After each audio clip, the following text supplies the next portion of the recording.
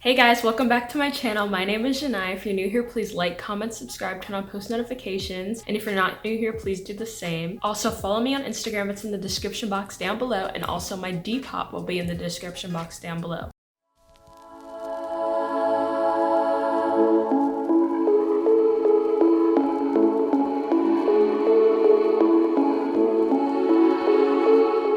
So today I am telling you guys how to sell on Depop. So basically this is gonna be like going over what you need to set up a Depop selling account and little like tips and things that have to do with that. So the first thing that I have on this, list is first you have to make a Depop account.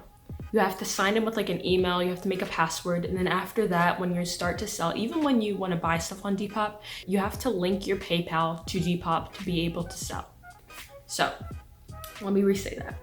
So the first thing you need to do is make a Depop account. So it's an easy to download app. You just go to your app store, whether you are on an Apple device or an Android device, your app store, Play Store, whatever you need to do, and just search up Depop, D-E-P-O-P. And it's basically like a reselling app where you either sell your old clothes, or what I was doing on it is I bought items to resell and make money from that. So a lot of kids do it these days, to be honest. So I decided to try it out. So I'm basically coming to try to explain or give tips and advice because there were some things that I struggled to figure out, but I figured it out now, obviously. So I'm just sharing that. Yeah, the first thing you do is make a Depop account, and you need to link your PayPal to this Depop account. And the reason for that is when somebody buys an item from your Depop shop, the money that gets sent to you gets sent through PayPal, and then whatever you have your PayPal linked to, whether it's your bank account or your card, I think you can link it to both, but personally I have it just straight linked to my bank.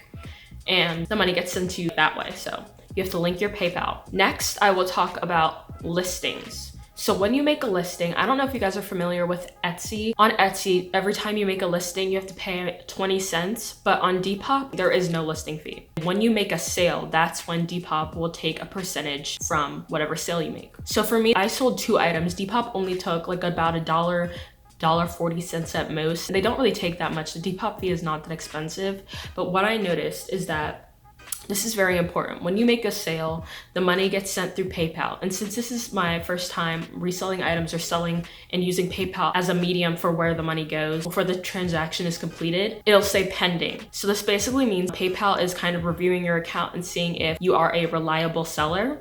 And the issue with this is that since it's pending, you cannot mail out your Depop items that people have bought because you will be liable if like anything goes wrong with the packaging. So basically, if the package were to get lost, you would have to pay for that. It wouldn't be like Depop won't help you with anything. So you should always wait till the payment properly goes through and it gets to your bank account or it gets to your PayPal wallet first before sending out your items.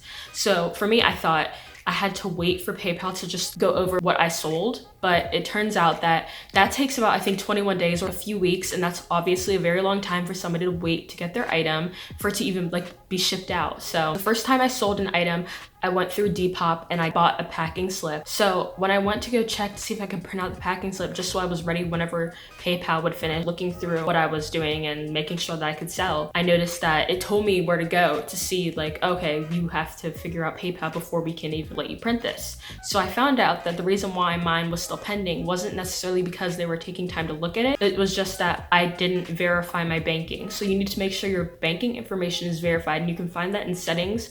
There's different things that you can verify, like your banking, your password, your email, like to different things to make sure that this account is secure and that you have all your information that you need. So you should check that when you first start selling on Depop. It says the payment is pending in PayPal. Once I did that, the money went through and I was able to finally send out my package. After that, once you go to the post office, wherever you go to send out your package, you get a tracking number. So if you mail it on your own, you get a tracking number. And I mailed one on my own and another one I had a packing slip for it. So I went inside and they gave me a tracking number for both. So you go to PayPal and then there is a section that says tracking number. So you would enter the tracking number for whatever you're sending to a customer, and basically that lets PayPal know that you are doing everything right and that you're not stealing people's money. So that's just good to have that on their end to make sure that that's all figured out. And then you also have to make sure there's a tracking number in Depop. So now this gets into the next thing, is Depop shipping versus shipping on your own. So I found that Depop shipping is obviously, one of them is like $4 and change, one of them is $6.75, I believe. and it's not flexible. I mean, it makes it easy because then you just slap some tape on it and then you can mail it right out. And once they scan it in, the tracking number updates into Depop. You don't have to do very much, which is nice. But the only thing is that I noticed that for me, I was doing the $6.75 one when I could probably do the $4.75 one.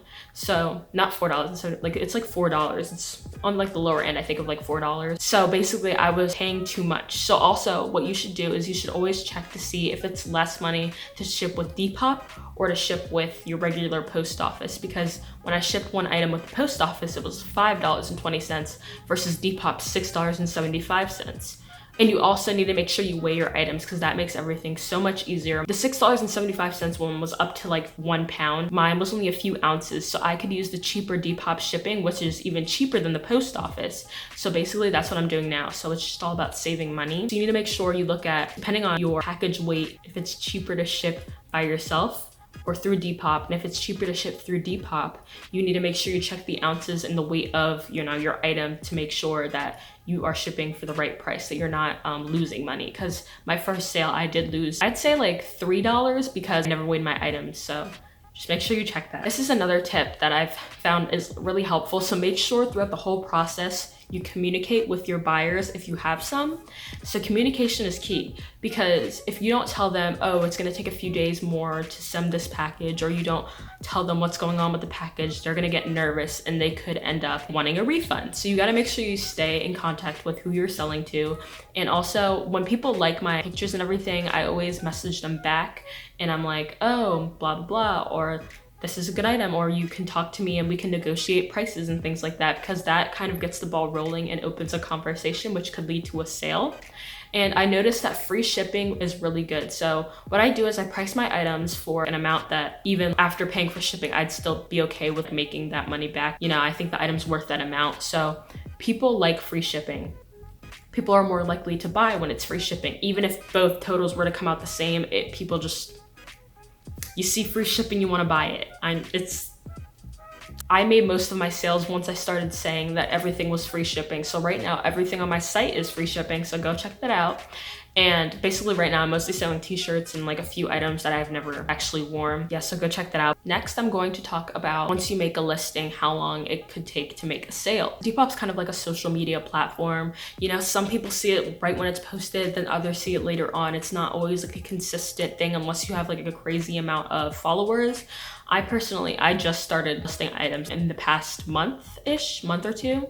Yeah, but since the beginning of this year, like that's when I first really started listing items. And right now I only have 20 followers, but you know, slowly it's been growing. More people have been seeing my items, and you know, the more people that see your stuff, the more people will buy your stuff. So for me, it took about a few weeks after posting my first listing to make my first sale. Now, right after I posted, I was getting people who would send me messages saying they're interested, and then they wouldn't respond back, which kind of was like, you know, you're so close yet so far. So, you know, you can't let it, you know, take you down. Always be willing to negotiate, but not for a lower price than you're really willing to go, where you're not making anything if you want to make money out of it. And I also noticed that, I don't know, I saw this somewhere, but I started doing it and I realized that you kind of want people to look at your items and be like, oh, this person posted recently. So I did post items about 3 weeks before I made my first sale. So what I was doing is I would go back into it and I would kind of repost it. So instead of just leaving it or deleting it and then making a whole new repost, I would press edit, press the backspace on something, put it back in, and then repost it so it says that I just posted that item that day. And that allows people to see it and think, okay, this person's, you know, recent, they're still doing this, and it makes them feel like, okay, this is something that's, you know, this wasn't posted like a year ago, this is something current. So that also helps make sales. And then also though, I think you have to wait 15 days. I don't know, you have to wait a certain number of days though to put an item on sale. So if you do want to have items on sale, then don't do that. So basically what I'm saying is either, you know, keep refreshing it, or wait and then have it on sale and let people see that you put that item on sale and that it's been there for a while and you kind of want to get that out. I think that's all I have. Okay. Thank you guys for watching. Please like, comment, subscribe, turn on post notifications, follow me on Instagram, go check out my Depop and buy my stuff. Yeah.